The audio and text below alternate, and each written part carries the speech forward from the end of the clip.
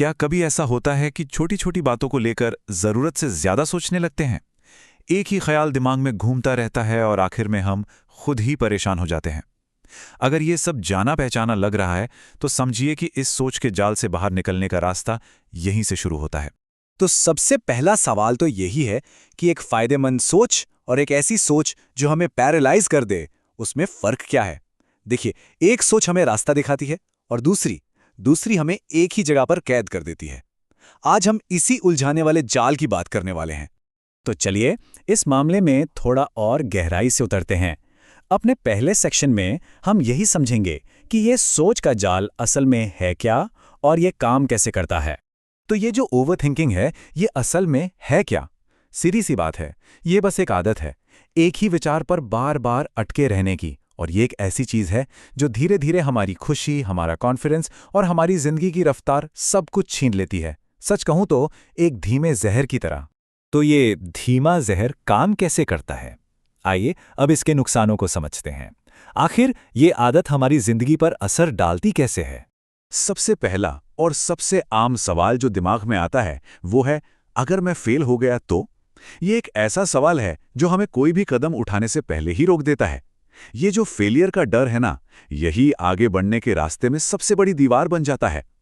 अच्छा, मान लीजिए इस डर से हम आगे निकल भी गए तो एक और सवाल दरवाजे पर खड़ा होता है, लोग क्या कहेंगे? दूसरों की राय का ये डर अक्सर हमारे सपनों से भी बड़ा हो जाता है और हमारा सफर शुरू होने से पहले ही खत्म। और फिर आता है तीसरा सवाल जो हमें पूरी तरह से जकड़ लेता है, वो है खुद पर शक। क्या मैं ये कर पाऊंगा या नहीं? ये सवाल सीधे हमारे आत्मविश्वास पर हमला करता है और बस इसी सोच के चक्कर में हम एक्शन लेना ही भूल जाते हैं। तो एक बात गांठ बांध लीजिए, ज्यादा सोचने से कोई प्रॉब्लम सॉल्व नहीं होती। सच तो यह है कि इससे प्रॉब्लम और भी बड़ी और डरावनी लगने लगती हैं। हमारा दिमाग राई का पहाड़ बना देता है। और ये हम सबके साथ होता है ना? जरा सोचिए, कितनी बार किसी चीज को लेकर इतनी ज्यादा टेंशन हुई होगी और जब वो वक्त गुजर गया तो लगा होगा, अरे ये तो उतनी बड़ी बात थी ही नहीं। असल में हमारा दिमाग भविष्य की ऐसी ऐसी प्रॉब्लम बना लेता है जो कभी होती ही नहीं है और हम बस उन्हीं काल्पनिक डरों में फंसकर रह जाते हैं। तो आखिर में ओवरथिंकिंग की कीमत क्या चुकानी पड़ती है? देखिए, ये सिर्फ वक्त की बर्बादी नहीं है, ये हमारी एनर्जी भी खत्म कर देती है।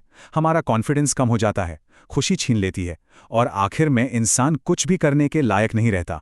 तो अब सवाल ये उठता है कि भाई इस जाल से बाहर निकले तो निकले कैसे? चलिए अब बात करते हैं सॉल्यूशन की। 3 ऐसे तरीके हैं जो इस आदत की जंजीरों को तोड़ने में हमारी मदद कर सकते हैं। पहला और सबसे पावरफुल तरीका है एक्शन लेना। ज्यादा सोचने के बजाय एक छोटा सा कदम उठाना, क्योंकि एक्शन ही ओवरथिंकिंग का सबसे बड़ा इलाज है। दूसरा, अपने विचारों को कंट्रोल करना। समझिए कि हर वो बात जो दिमाग में आती है वो हकीकत नहीं होती। और तीसरा तरीका है खुद को बिजी रखना। जब कोई अपने काम और अपने गोल्स में लग जाता है तो फालतू सोचने का टाइम ही नहीं बचता।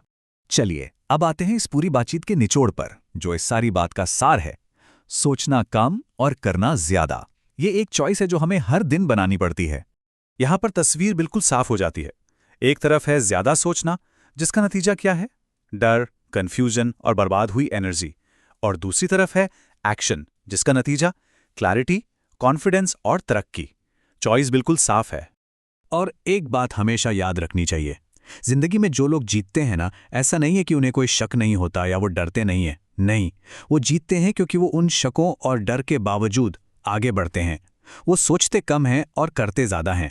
तो आज से एक फैसला करना होगा, ओवरथिंकिंग को नहीं बल्कि एक्शन को चुनना होगा, क्योंकि जीत हमेशा उसी की होती है जो डर के बावजूद आगे बढ़ता है।